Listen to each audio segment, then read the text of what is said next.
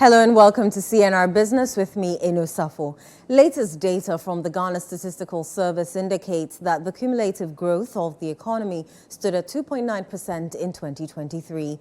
This is a 0.9 percentage point drop from the 3.8% recorded in 2022, but higher than the government's revised target of 1.5% for the period under review.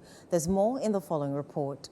The annual growth is largely dominated by the services sector, which contributed over 45% to the growth rate. The agricultural sector also presented a sectorial share of 22.7%. Speaking at a press conference in Accra on Wednesday, the government statistician Professor Samuel Kobna Enim noted that the growth rates for the industrial sector contracted.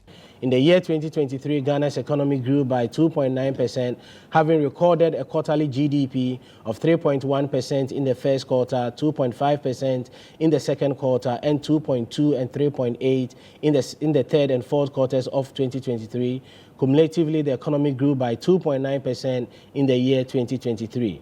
Given this growth rate of 2.9%, we've seen a slowdown in an annual GDP growth rate as the economy grew by 3.8% in the year 2022.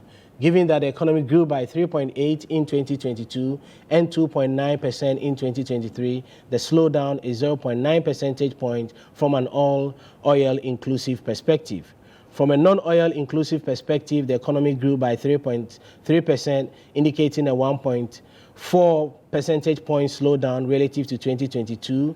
And from a non-gold GDP perspective, the economy grew by 2.6% relative to 2.8% that was recorded in 2022, indicating a slowdown of 0.2 percentage point from a non-gold GDP perspective. Responding to this growth, economist Professor Godfred Bokpin described this rate as inadequate. Positive GDP growth, slightly above population growth, but this growth rate is grossly insufficient to move millions and millions of Ghanaians out of poverty and to narrow the inequality. And if you see and you look at the granular data, you also see where the growth is also coming from. Okay, the important question you need to ask yourself is whether the growth is being driven by the labor-intensive subsectors of the economy.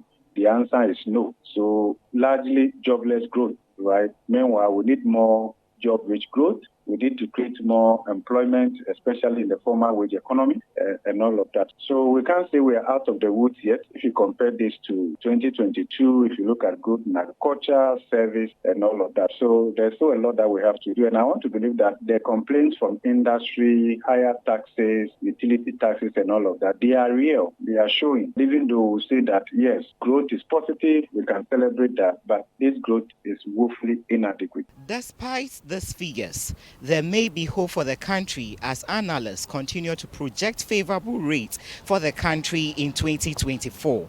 Reporting for CNR Business, my name is Emmanuel Opon.